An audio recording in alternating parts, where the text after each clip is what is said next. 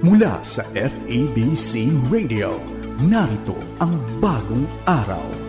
Tunghayan ang mga pangyayari sa loob at labas ng bansa, pagkat bawat bagong araw ay isang bagong simula. Bagong araw, bagong balita. Magandang araw, ito po si Heidi Bernardo Sampang. Ngayon po ay Huwebes Santo, Abril 14, taong 2022. Para po sa ating natatanging edisyon ng Bagong Araw, samahan niyo po kami dito sa FEBC Radio TV. Sa halip po ng mga balita tungkol sa ating bansa at tungkol sa mundo, hatid po namin sa inyo ngayon ang isang hindi nalulumang pangyayari sa kasaysayan ng ating pananampalataya. Sa loob po ng kalahating oras, samahan niyo po ako sa isang pagbubulay tungkol po sa kapatawaran. Isa po ito sa mga mensahe ng mahal na araw na ating ginugunita sa mga panahong ito. Pag-aaralan po natin ngayon ang nakasaad sa Efeso Kabanatang 1, Talatang 7. Tinubos tayo ni Kristo sa pamamagitan ng kanyang dugo at pinatawad ang ating mga kasalanan. Ganoon, kasagana ang kanyang kagandahang loob. Muli po, yan ay galing sa Efeso 1, Talatang 7. At para gabayan po tayo sa pag-unawa sa lubos na pagpapatawad ni Jesus sa ating mga kasalanan, kasama po natin ngayon si Pastor Roman Guevara ng Rise Up Ministries. Magandang araw po, Pastor Roman.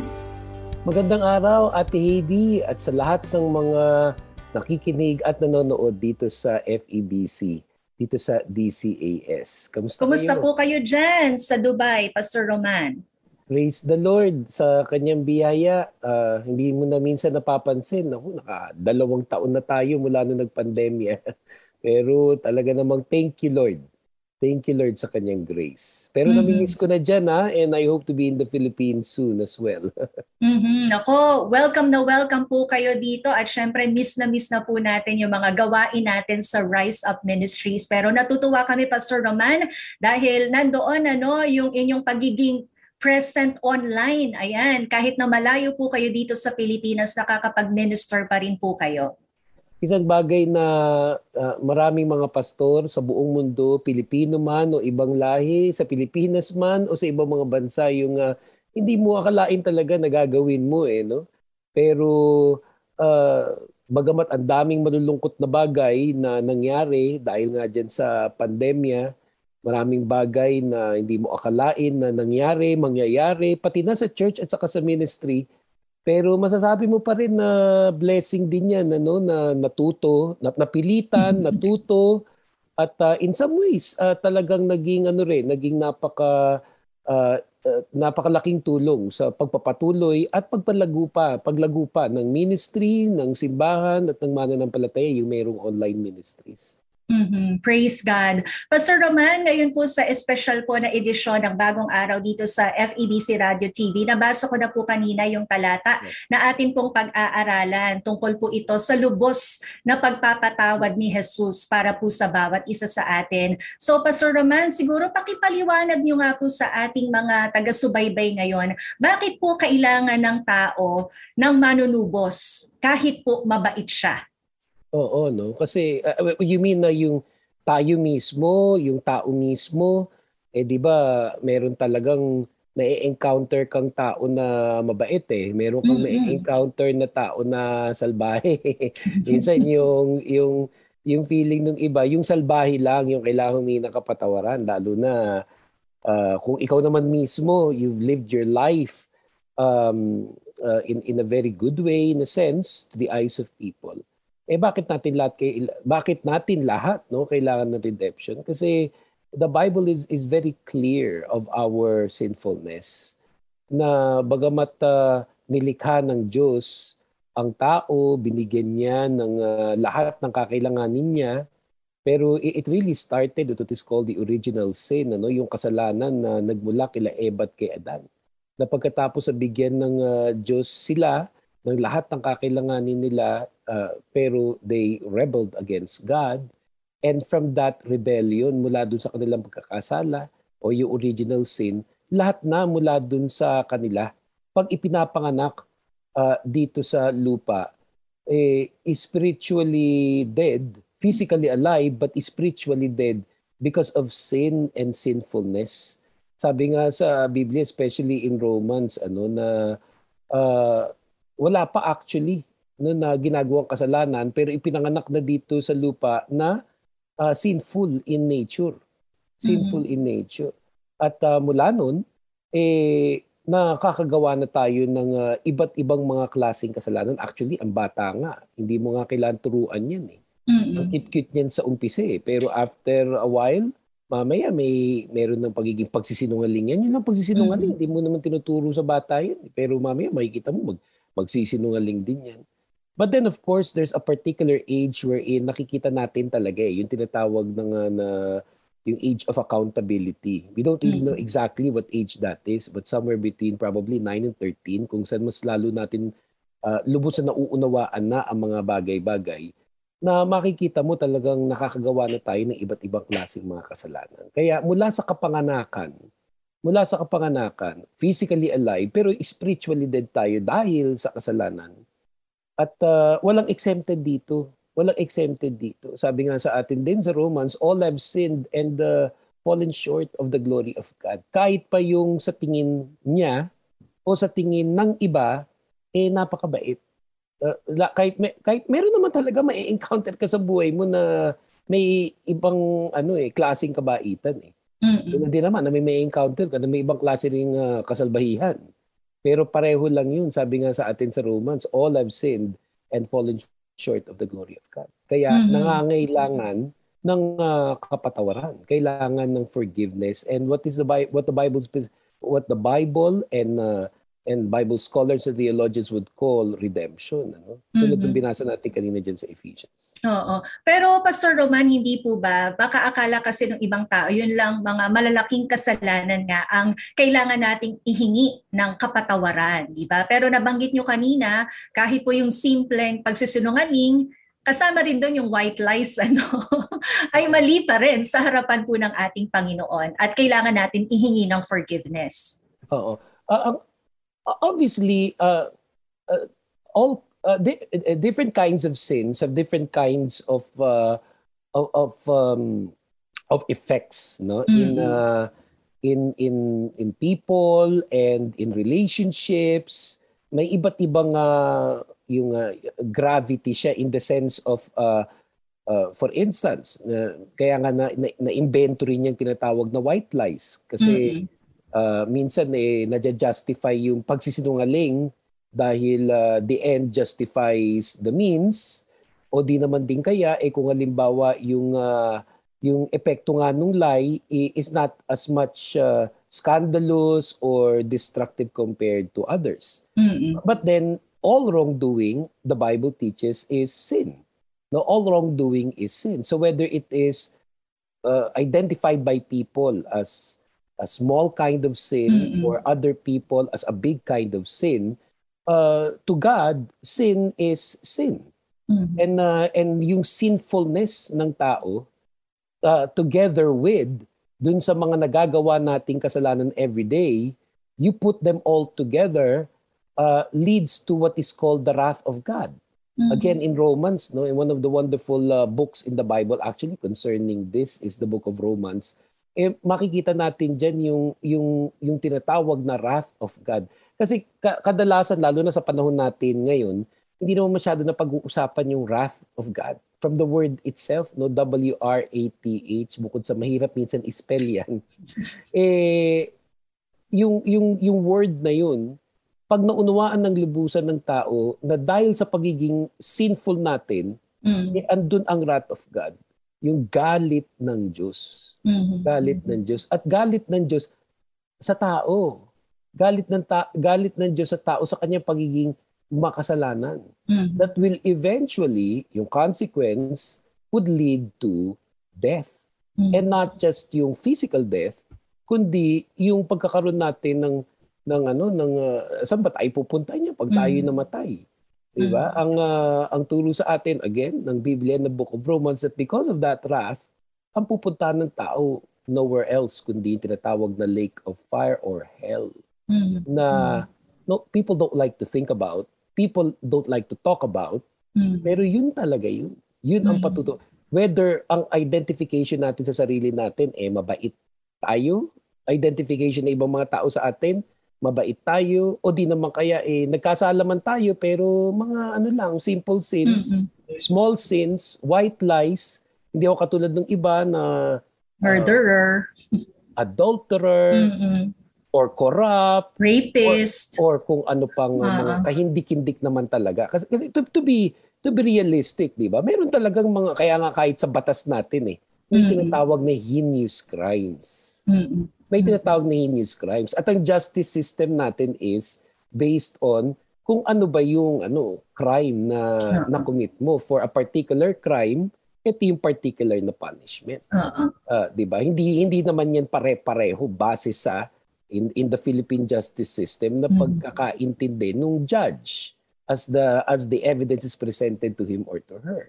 Pero sa kaso ng tao, spiritually, ang pagiging makasalanan natin at yung dahilan kung bakit sa impyerno o sa lake of fire tayo pupunta is not just based on individual sins, but it is based on our sinfulness. Na ipinanganak tayo dito sa lupa, ayun na, minana natin yung sinfulness.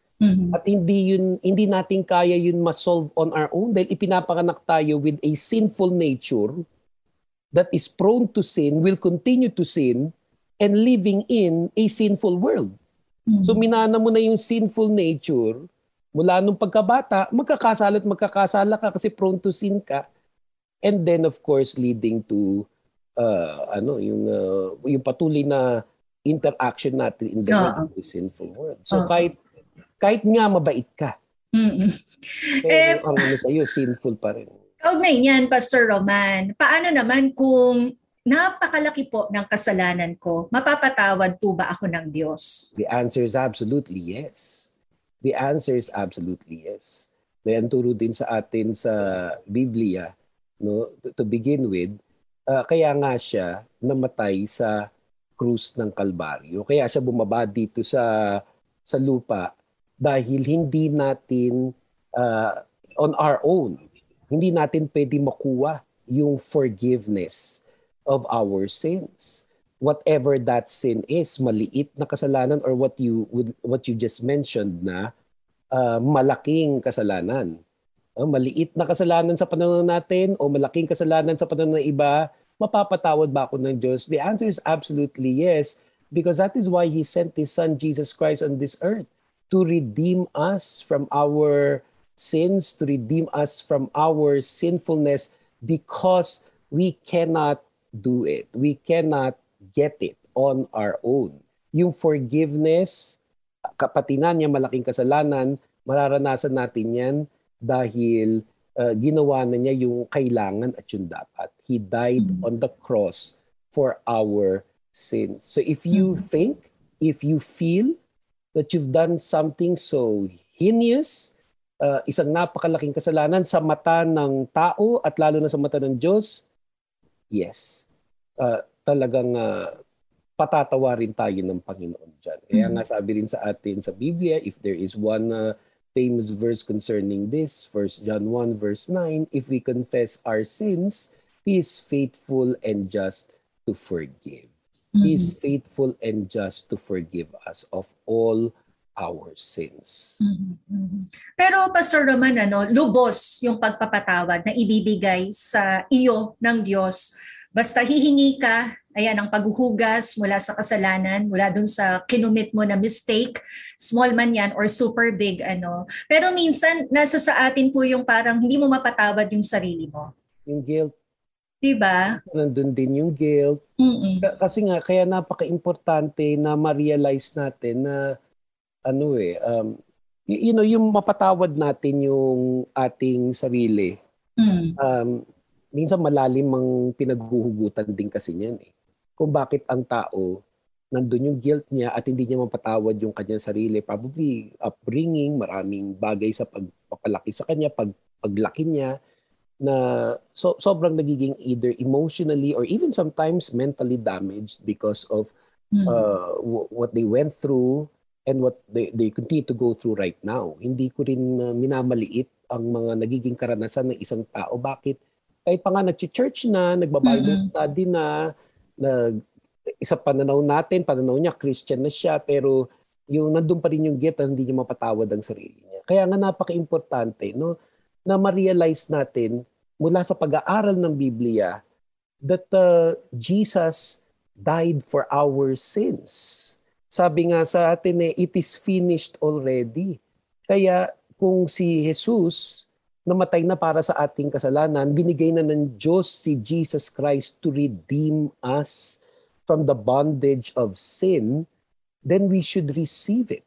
Kailangan natin tanggapin yung kapatawaran na yun na nagmumula sa Diyos sa pamamagitan ni Jesucristo.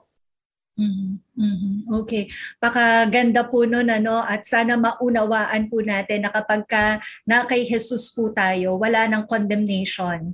Diba, Pastor Roman? Yes. Wala na yung mga ginawa natin noon. Diba? Tayo'y bago na, white as snow, ika nga. Reading not just Romans, but nearly all of the letters that the Apostle Paul wrote in the New Testament gives us so much comfort when it comes to the fact na pag tayo ay naborn again, nakakilala kay Jesus, nakarinig ng gospel message of Jesus Christ. His grace has been given to us. Binigay sa atin yung kanyang biyaya that now we can understand our sinfulness. Even yung pagiging sinful, you can talk about it again and again to people. And as a preacher, as a Christian, our responsibility is to pray for people, to preach to them the gospel, to share to them the love of Christ that's found in what Jesus has done for us, that Christ died for our sins. Basically, that is what the gospel is, that Christ died for our sins and that we are to repent of our sins and believe in Jesus Christ for salvation. However, yung maunawaan siya ng isang tao is still and will always be by the grace of God. You probably have had the experience of talking to a family member or a friend about redemption, about the forgiveness of our sins, pero walang epekto sa kanila, hindi nila agad ito na uunawaan, or they feel probably they already they have it, pero yung real and deep understanding of God's grace and the redemption of our sins, also by the grace of God. Binibigay niya yun na biyaya sa atin para maunawaan mo, oo nga, sinful ako. Kaya dumadating yung panahon minsan in a Bible study or in a worship service, and now even in the pandemic, whether it is on-site or even online, na makikita mo sarili mo, naluluha na lang o nakakaramdam ka ng conviction sa iyong kasalanan. Ano yun? Grace ni Lord yun. Yun ang work ng Holy Spirit wherein tayo nga, ipinapanganak dito sa lupa, physically alive but spiritually dead. Pero dahil sa grace ng Lord na born again tayo, basically that's what it means to be born again na nabubuksan yung spiritual eyes and ears natin actually to our sinfulness. Na nakikita mo na ngayon na, naku, makasalanan nga ako talaga. Nakikita mo yung nararamdaman mo. Nararamdaman mo yung ibig sabihin ng pagiging makasalanan at kung papaano na there's no other way for us to be forgiven other than through what Christ has done for us at the cross. Kaya nga, nare-remember ko lang ngayon habang nagkwekwentuhan tayo for this special episode ng FEBC ngayong Holy Week. Yung kantang Amazing Grace, how sweet the sound that saved a wretch like me. I once was lost, now I'm found. Was blind, but now I see. Yun grace ng Lord. The grace of God comes upon a person. He gets born again. He becomes spiritually alive, and he gets to see not just his sinfulness, but more importantly, what Jesus Christ has done. That he has died for my sins. He has died for my sins. Hindi mo na minsan malaman kailan talaga nagsimula yan, yung ito na nag-work si Lord sa iyong buhay. Some people sometimes masasabi nila, kaya nga yung iba may sinasabi po silang spiritual birthday nila. Ito, tong date na tong ganyan. Although sa Bible wala namang ganun, yung talagang spiritual birthday na sinasabi, you don't see in the New Testament. New Testament, for instance, na mayroon talagang tinatawag na spiritual date or birthday. Although we've often heard about things like nag-rejoice ang langit, no, dahil sa isang kaluluwa, pero wala naman talagang clear ano dun about spiritual birthdays. Okay. Pero you don't really know where it started and where it ended, yung pag-work ng grace of God. You just only know at some point, ito na yun, no, na na-realize mo na born again ka na dahil nga nauunawaan mo na not just your sinfulness and that you need to be forgiven, but already that Christ has died for you and that now you are forgiven of your sins. Amen. Amen. Pero Pastor Roman, meron po bang hinihinging kapalit si Jesus mula sa taong kanyang binigyan ng lubos na kapatawaran? Meron po ba siyang expectations from us? Pag ang tao nakakilala sa Panginoon, pag ang tao na born again, na-realize niya yung kanyang sinfulness at naunawaan niya na kaya ka lang napapatawad sa sinfulness is because of Christ has done for us, ano dapat ang response natin tungkol doon? Ang turo sa atin ng Biblia na ang nagiging response dapat natin doon is repentance. That we repent of our sins o yung pagtalikod natin sa ating kasalanan and that we would believe in Jesus Christ for our salvation. Ang tawag sa Biblia dyan at ang tawag ng maraming Bible scholars dyan at theologians is repentance and faith. The two go together. You know, when you look at the Bible, especially the New Testament, may isang napaka-clear is that salvation is not by works. Hindi ito sa pamagitan ng ating gawa. Kaya nga, kinailangan may gumawa nung kailangan para tayo ma-save, para tayo mapatawad. Basically, pag sinasabing salvation is to be saved from the wrath of God. To be saved is to be saved from the wrath of God. Hindi lang siya to be saved it's definitely not even to be saved from Satan. It's to be saved from the wrath of God. And the consequence of our sinfulness, dahil nga galit ang Diyos sa kasalanan, which is to go to eventually to hell. And the only way for us to receive that salvation is not by works, but by what Jesus has done on the cross. It's not by works. However, makikita mo na talagang born again na to. Talagang naranasan na nito yung grace ng God. Naunawaan na niya yung sinfulness, naunawaan niya yung ginawa ni Christ. What is the response? What is the biblical response to what Christ has done, to the gospel message of Jesus Christ? Repentance. Pagtalikod sa kasalanan at pananampalataya kay Jesucristo sa iyong kaligtasan at para sa buhay mo, whether dito sa lupa at para sa magiging buhay natin, if ever man, iparana sa iyo ang physical death before what we believe to be will eventually be His second coming. Kaya when you look at the New Testament, besides the writings of Paul, of course, you have the Gospels, especially sa Matthew, Matthew and Mark, kung sa napakalinaw na sinasabi doon na si Jesus Christ mismo, yun yung sinabi niya, repent. For the kingdom of God is at hand. Or pagdating mo naman halimbawa in other writings like 1 John, 2 John, and 3 John. Yung 1 John, for instance, yung 1 John, hindi lang yung John. You know, pag ang isang tao bagong Christian, I grew up with this laging, maganda simulan mo basahin ng ang Book of John, which is really good. Pero maganda rin actually ang 1 John, 2 John, at 3 John.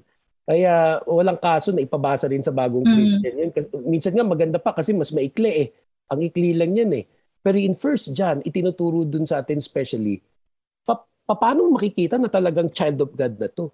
Besides believing in Jesus for your salvation, malalaban mo na child of God base sa 1 John and then later 2 John and 3 John for two other ways. One is that you believe in Jesus and follow His commandments, and that you believe in Jesus and you love one another. Yung mga bagay na yun ay patunay. So it's not really much more of paano natin matatanggap yung kapatawaran, kasi yung kapatawaran na yun matatanggap mo by faith Yung kapatawaran na yun matatanggap mo yun by faith. But yung mismong mapatawad, hindi natin makukuha by our works. So He died for our sins. So Being born again gets you to realize that. And then malalaman mo na born again na nga ito kasi ang nagiging response niya sa grace ng Lord is repentance of his sins, following God's commandments. Magkakadugtong-dugtong yun eh. Okay. And continually believing in Jesus Christ for your forgiveness and salvation. Mm-hmm. Sa puntong ito, Pastor Roman, kami po'y nagpapasalamat sa inyo dahil kahit na po magkaiba yung time zone natin dito sa Pilipinas, dyan po sa Dubai, ay binigyan niyo po kami ng pagkakataon para pangunahan po yung ating pagbubulay sa napakaganda pong mensahe ng Lord tungkol po sa kanyang alok na lubos na kapatawaran sa ating pong mga kasalanan. Na hihilingan din po namin kayo, Pastor Roman, na pangunahan po sa panalangin po ng pagsuko at pagtanggap po sa ating Panginoong Jesus ang ating pong mga kaagapay po ngayon. Tayo po'y manalangin. At kung may mga kasama tayo ngayon na nakikinig at nanonood, na napakinggan mo yung ating mga napag-usapan, naging napakaklaro na namatay si Jesucristo para sa ating mga kasalanan. And today, join us in thanking God for what He has done on the cross and in receiving His gift of forgiveness and eternal life.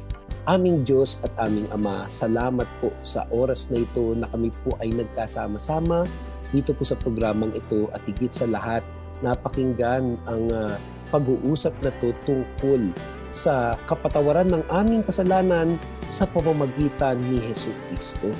Salamat, Lord, that you gave us Jesus Christ to redeem us of our sins, to die on the cross for our sins. At humingi po kami ng kapatawaran, Panginoon, sa lahat ng aming mga nagawang kasalanan. Salamat, Lord, at walang kasalanan, big or small, in our sight or in the sight of others, na pag ito'y hiningi namin ng tawad sa inyo, Panginoon, hindi niyo po kami pwede patawarin. So we come, Lord, today, asking forgiveness for all of our sins. And we receive, Lord, our forgiveness. And we receive today, Lord, our salvation through Jesus Christ. Tinatanggap ka namin, Panginoon, sa aming puso bilang Panginoon at tagapagligtas. And we pray, Lord, today that you may grant us more of your grace as we repent of our sins and continue to live this life believing in Jesus for our salvation. As we pray all of this, in the name of the Father, the Son, and the Holy Spirit, in Jesus' name, amen. Amen and amen. Maraming salamat po, Pastor Roman, sa inyo pong panahon para po sa FEBC Radio. At ang magandang balita, mga kaibigan, muli po makakasama natin si Pastor Roman bukas, Good Friday, para naman po ating pag-aralan yung ligaya po ng kaligtasan. Pero sa puntong ito, kailangan ko na po munang magpaalam at kaagapay, wag po tayong mahiya na lumapit sa ating Diyos. Tanggap ka niya at iniibig ka niya. At i-claim po natin yung nakasulat sa Aklat ng Mga Awit, Kabanatang 103, talatang 12. Kung gaano kalayo ang silangan sa kanluran, gayon din niya inalis sa atin ang ating mga kasalanan. Katubusan po sa mga kasalanan at lubos na pagpapatawad, yan po ang mensahe ng Semana Santa para sa iyo at para sa akin. Sa pangalan po ng buong pangkat ng FEBC Network News, ito po si Heidi Bernardo Sampang. Nagpapaalala, ang bawat bagong araw ay kaloob ng Diyos. Gamitin natin ito upang parangalan siyang lubos. Bagong araw, bagong balita.